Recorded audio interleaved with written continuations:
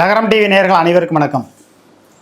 தமிழ்நாட்டில் நிகிதா என்ற ஒரு பெண்மணி அஜித்குமார் என்ற நபர் 9.5 பவுன் நகையை திருடி விட்டார் என்று தான் சம்பந்தப்பட்ட IAS அதிகாரி உட்பட எல்லோரிடத்திலும் சொல்லி அவர் மீது நடவடிக்கை எடுக்க வைத்து, எந்த ஆதாரமற்ற முறையில் நடவடிக்கை எடுக்க வைத்து, வாயில் மிளகாத்தூளை கரைச்சி ஊற்றி அடித்து படுகொலை செய்து கொலை செய்யப்படக்கூடிய ஒரு நிலைமைக்கு போய்விட்டது.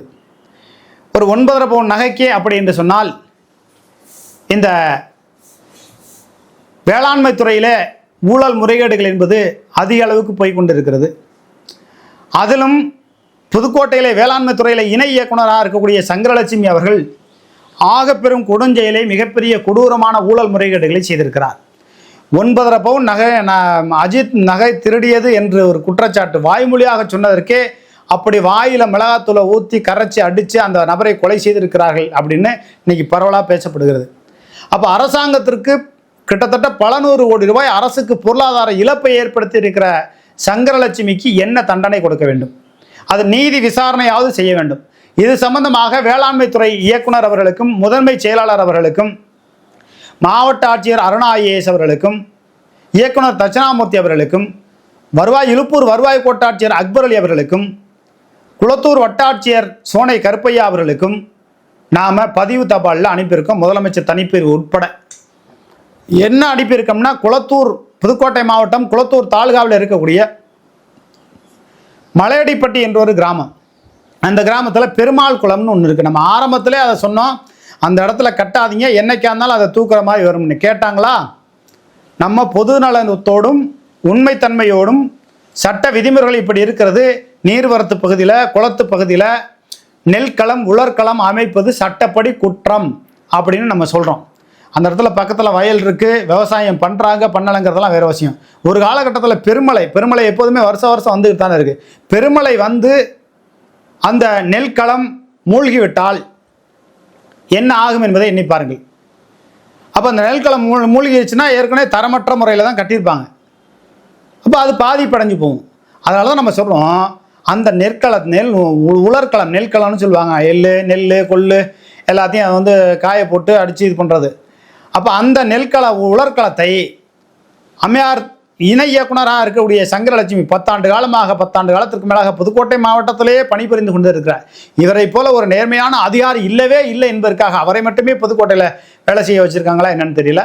அந்த ஊழல் முறைகேடு செய்த ஊழல் ராணி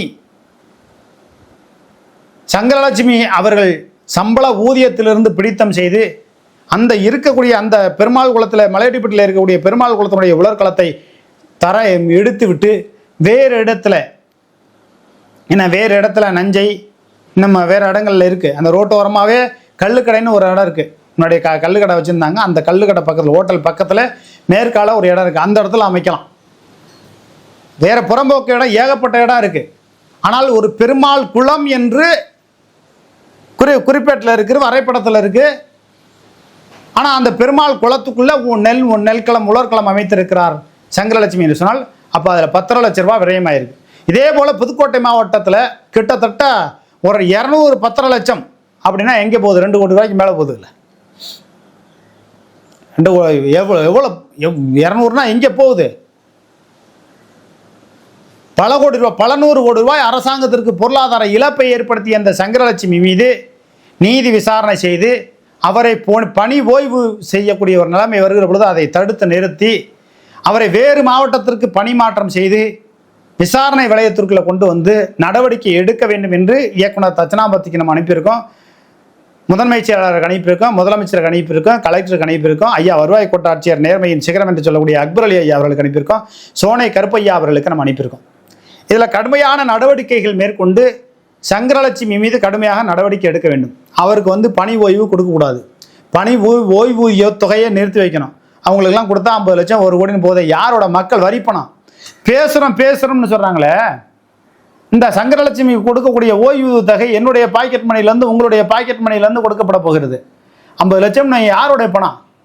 1 கோடி ரூபா இருக்கட்டும், 50 லட்சம் இருக்கட்டும். அப்போ தொடர்ந்து மக்களுடைய வரிப்பணத்தை விரயமாக்கி கொண்டு இருக்கிற இந்த சங்கரலட்சுமி போன்றவர்கள் பல மாவட்டங்களில் இருக்காங்க. ஏன் இந்த சங்கரலட்சுமி இதே புதுக்கோட்டை மாவட்டத்திலே தான் பணி செய்ய வேண்டுமா? அவரை தூக்கி சேலம் மாவட்டத்தில் பணியிடை மாற்றம் செய்து அந்த குளத்துக்குள்ள நெல்களம் உலர்களம் அமைத்ததற்குண்டானதை விசாரணை செய்து அதை தரமட்டமாக்கி அவருடைய சம்பத்திலிருந்து பிடித்தம் செய்து வேறு இடத்துல அது செய்ய வைக்கணும் அப்படிங்கிறது தான் பெரும்பாலான விவசாயிகளுடைய கோரிக்கை இருக்குது. ஒரு சில பேர் என்ன பண்ணுவாங்க, நெல்லுக்கலான போருக்கு வந்திருக்கு, இதை வேணும்னே பெட்டிஷன் போட்டு பண்ணணுங்கிற அவசியம் இல்லை. அதை எங்கே கட்டணுங்கிற விதிமுறை இருக்குது. நீர்வரத்து பிடிப்பு பகுதியில் அதுக்குள்ளே ஒரு குளம் வெட்டுறாங்க, அதையும் நம்ம தடுக்கிறதுக்கு முயற்சி பண்ணோம். ஏன் குளத்துக்குள்ளே ஏங்க குளம் வெட்டுறீங்க அப்படின்னா அதுக்கு இங்கே யாருக்கும் பதில் இல்லை. அதனால தமிழ்நாடு அரசு வெகு விரைவில் வேளாண்மைத்துறை அமைச்சராக இருக்கக்கூடிய எம்ஆர்கே பன்னீர்செல்வம் அவர்கள் இதில் கூர்ந்து கவனித்து நடவடிக்கை எடுக்க வேண்டும். இதுபோல் வேளாண்மைத்துறை அதிகாரிகள் எந்த அளவுக்கு ஊழல் முறைகேடுகள், அரசாங்கத்திற்கு பொருளாதார இழப்பு, என்ஓசியில் எந்த அளவுக்கு ஊழல் முறைகேடுகள் செய்திருக்கிறார்கள் என்ற உண்மை செய்தியை நம்ம அவ்வப்போது வெளியிட்டு கொண்டு இருக்கிறோம். ஏழை எளிய விவசாயிகளை வஞ்சித்து அவருடைய வரிப்பணத்தில் கோடி கோடியாக கொள்ளையடித்து கொண்டிருக்கிற வேளாண்மைத்துறை அதிகாரிகள் தமிழ்நாடு முழுவதுமாக அங்கொன்றும் இங்கொன்றுமாக இருந்து கொண்டுதான் இருக்கிறார்கள். திராவிட முன்னேற்ற கழகத்தில் வருவாய்த்துறை, வேளாண்மைத்துறை, இந்த துறைகளை தாண்டி பொதுப்பணித்துறை, நெடுஞ்சாலைத்துறை, நீர்வளத்துறை, இந்த துறைகளை தாண்டி இதில் முக்கியமாக அந்த துறைகளில் சொன்னதிலே நம்ம அதிகமாக ஊழல் முறைகேடு நடக்கிறது இந்த சங்கரலட்சுமி போன்ற அதிகாரிகளால் தான் இந்த அளவுக்கு நடக்கிறது என்பதை இந்த செய்தி வாயிலாக தெரிவித்துக்கொள்ளும். வெகு விரைவிலே இந்த மலையடிப்பட்டிலே பெருமாள் குளத்தில் நெற்களம் அமைத்ததை எடுத்துவிட்டு வேறு இடத்துல கல் கடைக்கு மேற்கால ஒரு இடத்துல அமைக்கணும் அப்படிங்கிறது தான் பரவலாக அந்த மக்கள் சொல்லக்கூடிய கருத்தாக இருக்குது. எது எப்படியோ அதை இடிச்சிட்டு கட்டுறாங்களோ இல்லையோ, இன்னொன்று கட்டிட்டு அதுக்கப்புறம் இதை இடிங்க அப்படிங்கிற ஒரு கோரிக்கையை நம்ம வைக்கிறோம். நன்றி, வணக்கம்.